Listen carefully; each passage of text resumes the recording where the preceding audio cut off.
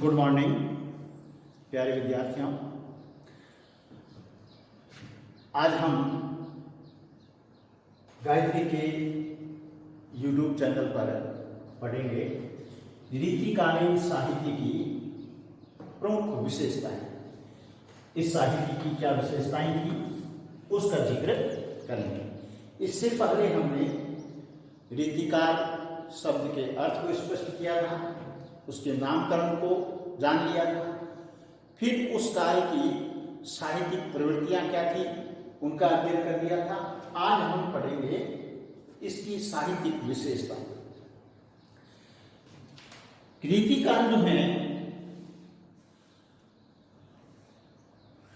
वह 1700 से 1900 तक के बीच के काल को निर्धारित करता है, यानी 1700 से 1900 तक के समय को निर्धारित करता है।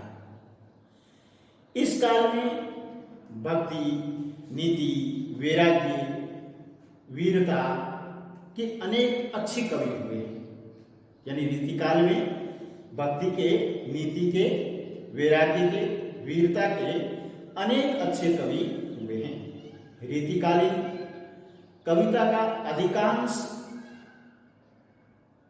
दरबारों में लिखा गया है।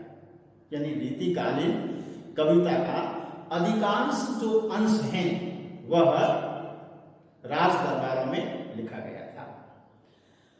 दरबारीपन इसकी प्रमुख प्रवृत्ति है, क्योंकि ये राज्य आश्रय में रहकर लिखा गया है, इसलिए ये इसकी प्रमुख प्रवृत्ति है। रीतिकालीन कवियों के आश्रयदाताओं के जीवन में आदिकालीन कवियों के आश्रयदाताओं जितनी लड़ाई भिड़ाई की आवश्यकता नहीं थी। यानी यह युग जो था वो आमोद प्रमोद भोग और विलास का युग था।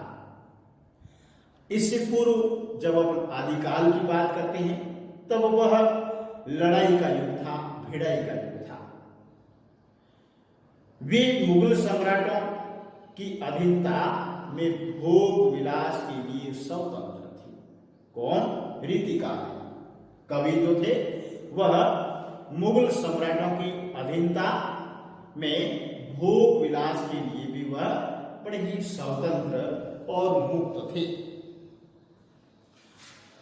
अब देखिए, यह काल भोग विलास का युग था, आमोद प्रमोद का युग था, राजाओं के आश्रय का युग था। तो इसमें एक चीज जो है वह आती है श्रृंगारिकता की। अब भोग विलास का युग होने के कारण उनकी रुचि का ध्यान किस पे गया है? श्रृंगार पर गया है।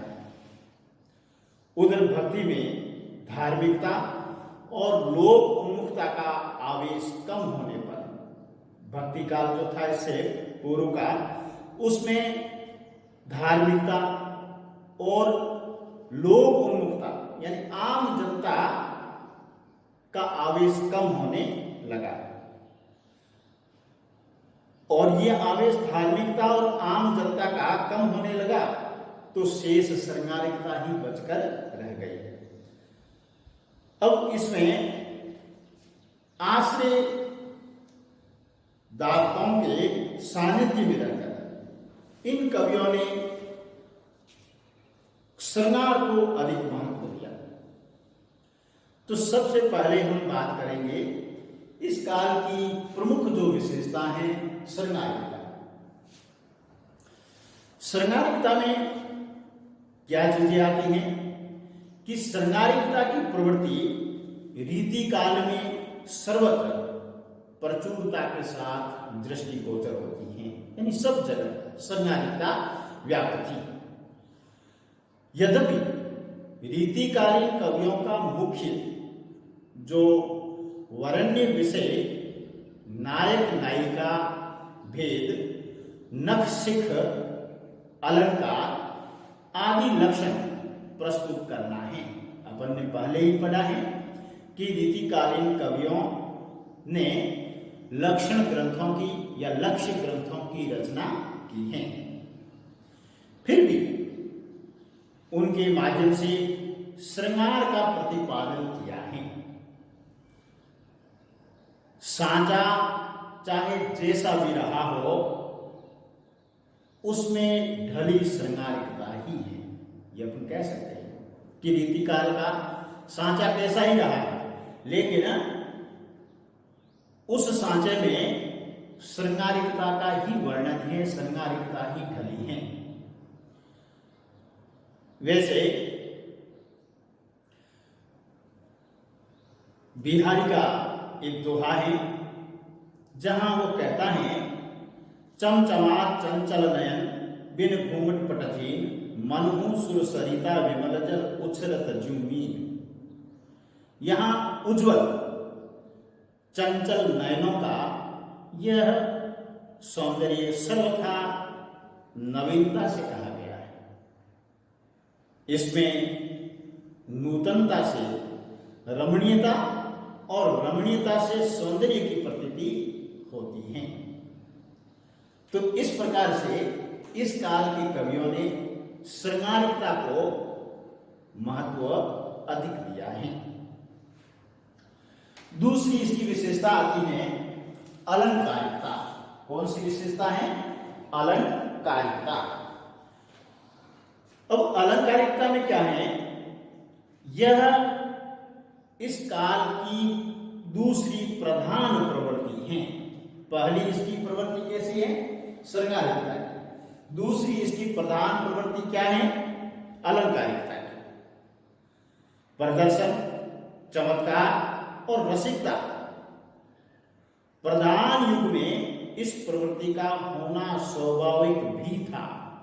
यानी यह युग कैसा था? प्रदर्शन का युग था। अपने काव्य के माध्यम से वो चमत्कार पैदा करना चाहते थे और अपनी कविता के माध्यम से अपने आश्रयदाता को रिझाना चाहते थे। इसलिए रसिकता प्रधान युग था। और ये चीजें आती हैं जब चमत्कार, प्रदर्शन, रसिकता, तब उसमें अलंकारिकता का आना स्वाभाविक हो जाता है। चमत्कार मूलक अलंकारों में से श्लेष, यमक, अनुप्रास का अधिक प्रयोग हुआ है। इस युग के अंदर जो चमत्कार पैदा करने वाले अलंकार हैं, जैसे श्लेष है, यमक हैं और अनुप्रास हैं, उसका इन कवियों ने बहुलता के साथ में प्रयोग किया है। कोरे शाब्दिक चमत्कार प्रदर्शन से रसोद्रेक की क्षमता बहुत कुछ समाप्त सी हो गई है। यानी यहां पर लोगों ने मात्र शाब्दिक चमत्कार पैदा करना अच्छा समझा, इसी प्रदर्शन से वो लगे रहे। इस कारण पाठक के, श्रोता के हृदय के अंदर रस का उद्रेक होने की जो क्षमता थी वह समाप्त सी हो गई थी। तीसरी इसकी विशेषता आती है भक्ति और नीति। क्या है? भक्ति और नीति। रीति काव्य में भक्ति और नीति संबंधी सूक्तियां यत्र तत्र बिखरी हुई मिल जाती हैं।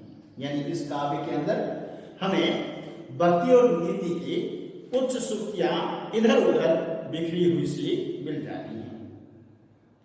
पर इसके आधार पर हम रीति कवि को न तो अनन्य भक्त कह सकते हैं और न उसे राजनीति निष्णांत कह सकते हैं। न तो हम उन गिनी चुनी उक्तियों के, सूक्तियों के माध्यम से रीतिकालीन कवि को भक्त कह सकते हैं और न ही हम ये कह सकते हैं कि वो राजनीति में बड़े ही दक्ष थे। उन्होंने लिखा है कि रीजी हैं सुकवि जो तो जानो कविताई, न तो राधिका कन्हाई सुमिरन को बहानो। यानी राजाओं के आश्रय में होने के कारण ये कह रहे हैं कि यदि मेरा राजा, मेरा आश्रयदाता रीझ गया, प्रसन्न हो गया तो मानो कविता है, और प्रसन्न न हुआ तो क्या है? राधा और कृष्ण का मैं तो सुमिरन कर रहा है। ये एक ही साथ में दोहरा लाभ कमाने वाले कवि थे। बिहारी ने भी लिखा है बसे बुराई जासु कनक ताही को सम्मान, कनक कनक के सोगुना वालिक ताही का। ये सब चीजें जो हैं वह कैसी है, नीति पर हैं। आदि दोहों में हमें नीति शास्त्र की बातें बताई गई हैं। तो यहां पर कह सकते हैं कि यह काल जो था न तो भक्ति को अधिक महत्व देने वाला था और न ही नीति को महत्व देने वाला था। फिर अगली विशेषता आती है प्रशस्ति परक या वीर रसात्मक रचनाएं। रीति काल में वीर रसात्मक रचनाएं करने वालों में भूषण का नाम सर्वोपरि आता है। भूषण एक ऐसे रीतिकालीन कवि हैं जिन्होंने वीर रस में रचनाएं की हैं। औरंगजेब के अत्याचारों का प्रतिकार करने के लिए दक्षिण में शिवाजी खड़े थे, पंजाब में गुरु गोविंद सिंह खड़े थे, राजस्थान में जसवंत सिंह और दुर्गादास, मध्य प्रदेश में छत्रसाल आदि वीरों ने अपनी भूमिका निश्चित करनी थी। वे स्वदेश और स्वधर्म की रक्षा के लिए कटिबद्ध थे। भूषण, सूदन, पद्माकर आदि कवियों ने वीर रसात्मक वाणी में वीर रस का उद्रेक किया था। हिंदुओं की जातीय एकता, गौरव और धर्म की रक्षा के लिए उद्बोधन ही इन कवियों की राष्ट्रीयता का आधार था। तो हम यहां कह सकते हैं कि रीति काल में राष्ट्रीय भावना जनता में पैदा करने वाले भी कवि थे, जिसमें नाम आता है भूषण का सर्वोपरि, सूदन, पद्माकर आदि। इन्होंने अपने नायक बनाए, जैसे शिवाजी को, गुरु गोविंद सिंह को, जसवंत सिंह को, दुर्गादास को, छत्रसाल को। इन नायकों के माध्यम से आम जनता में वीर रस की या राष्ट्रीय भावना को जागृत करने की कोशिश की। फिर आता है पांचवा बिंदु, वह है प्रकृति चित्रण। रीति काल में जहां कहीं प्रकृति का निरूपण हुआ है, वहां प्रकृति ऋतुओं के अतिरिक्त उद्दीपन रूप में ही अधिक सामने आई हैं। किसके रूप में? उद्दीपन रूप में अधिक सामने आई हैं।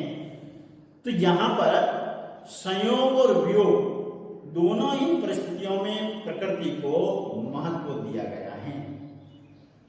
जब बसंत ऋतु आती है तो इसके आते ही और मन और तन और बल, क्या कहा है? बसंत ऋतु जैसे ही आती है मन और हो जाता है, तन और हो जाता है, और वन जो है अपने चोला है, अपना आभूषण ही बदल देता है, रंग ही बदल देता है। और मन तो हो ही जाते हैं, उसकी छवि के प्रसार के साथ साथ नायिका भी छलिया, छबीले और शेर का चुनाव करने लगती हैं।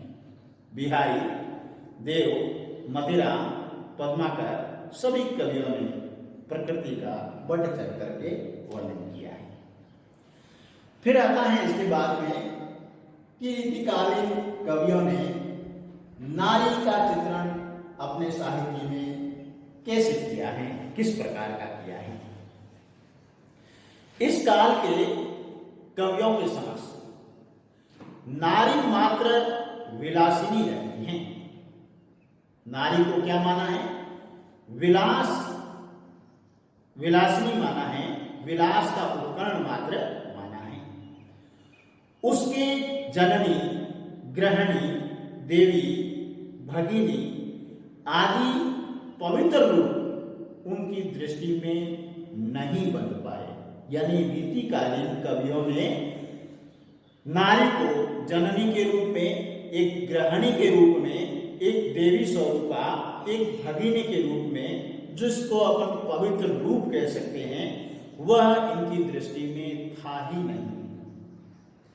ऐसा लगता है कि जैसे इस युग में नारी भावना पूर्ण रूप से रुग्ण थी, नारी के प्रति कोई भावना ही नहीं थी, और भावना यदि थी तो रुग्णता से युक्त थी।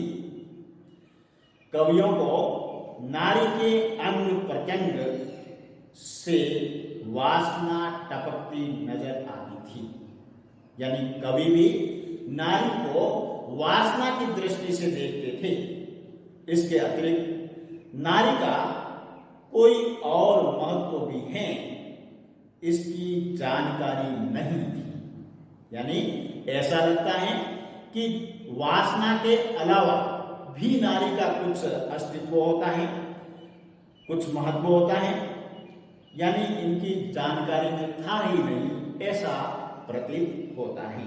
इन कवियों ने नारी को समाज की चेतन इकाई न मानकर एक उपकरण मात्र माना है।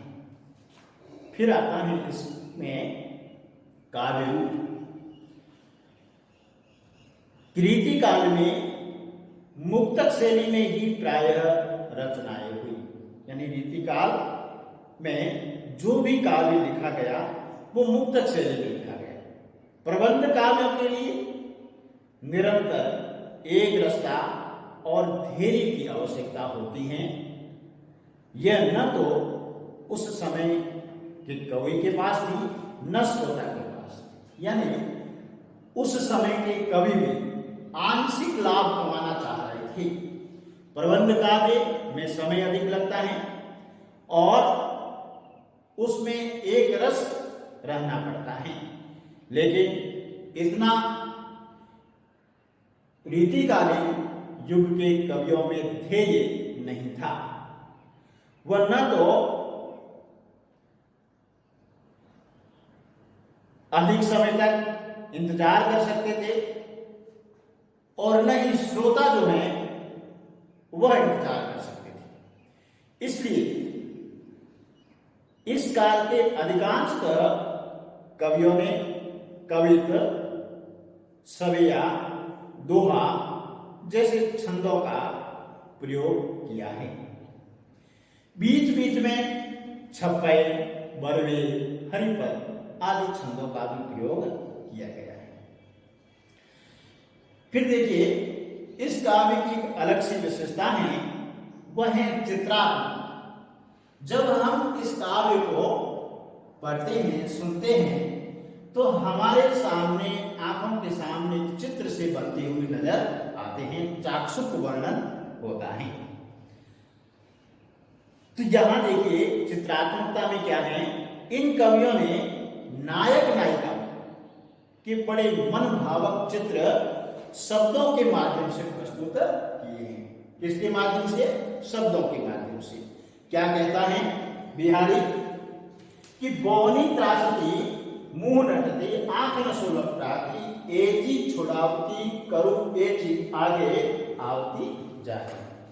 देखिए यहां पर क्या कह रहा है कवि कि नायिका जो है, नायक और नायिका एक ही भवन में बैठे हैं और थोड़े से दूर हैं।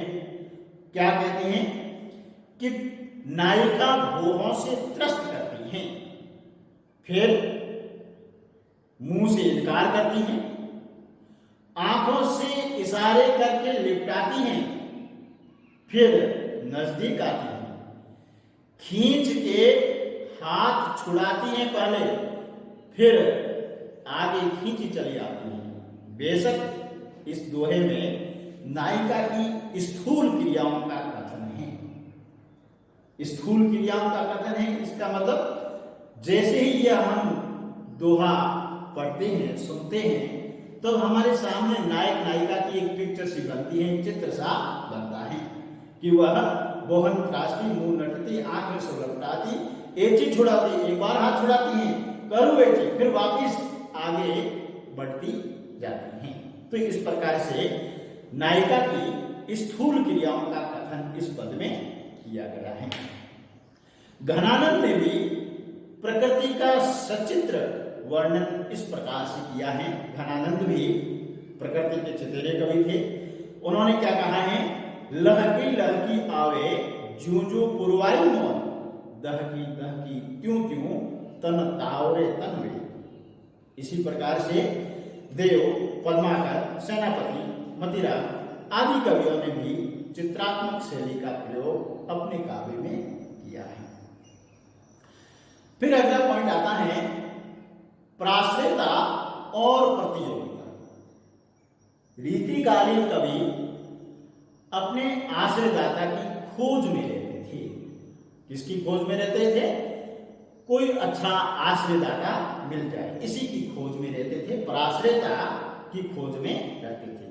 जब आश्रयदाता मिल जाता तो कवि अपनी निजी अनुभूति को वाणी देने के बजाय आश्रयदाता की रुचि तथा उसकी श्रृंगारिक सामंती वासना वृत्ति की तृप्ति की तलाश में रहता। अब उसको आश्रय मिल जाता, अच्छा राजा मिल जाता, तो वह किसकी तलाश में रहता? वापिस राजा मिलने के बाद में वह अपनी निजी अनुभूति को वाणी देना तो भूल जाता और वह क्या ढूंढता? अपने राजा की, अपने आश्रयदाता की रुचि किसमें है।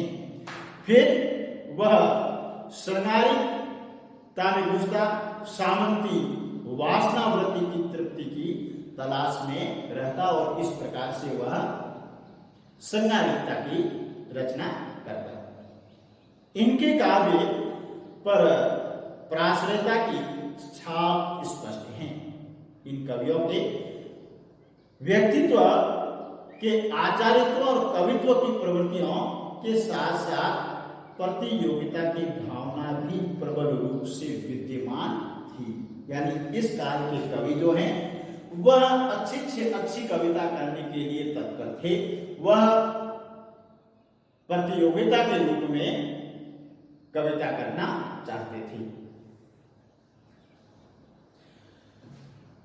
फिर आता है भाषा। ब्रज भाषा इस युग की प्रमुख साहित्यिक भाषा है। अधिकांश रीति कवियों ने भाषा की शुद्धता की ओर प्राय ध्यान नहीं दिया। इस काल की ब्रज भाषा में अवधी, बुंदेलखंडी, छत्तीसगढ़ी, उर्दू, फारसी के शब्द भी पर्याप्त मात्रा में हमें मिलते हैं। अब इतना सारा विश्लेषण पढ़ने के बाद हम इस निष्कर्ष पर पहुंचे हैं कि रीतिकालीन कविता भोग और आनंद की कविता है। किसकी कविता है? भोग और आनंद की कविता है। इसमें जीवन के स्वस्थ मूल्यों की ओर संकेत नहीं किया गया है। संभवतः इसी कारण कुछ आलोचकों ने इस काल की कविता को गंदी नालियों में फेंकने का आग्रह किया है। जो भी हो, इतना निश्चित है कि इस काल की कविता भाषा सौंदर्य, रूप सौंदर्य, साथ साथ कला सौंदर्य की दृष्टि से अद्भुत प्रतीत होती हैं। काव्य सौंदर्य के अंतर्गत विविध भावों का चित्रण और अनेक क्रीड़ा कलापों की व्यंजना के कारण इस काल की कविता को चिरकाल तक स्मरण किया जाएगा।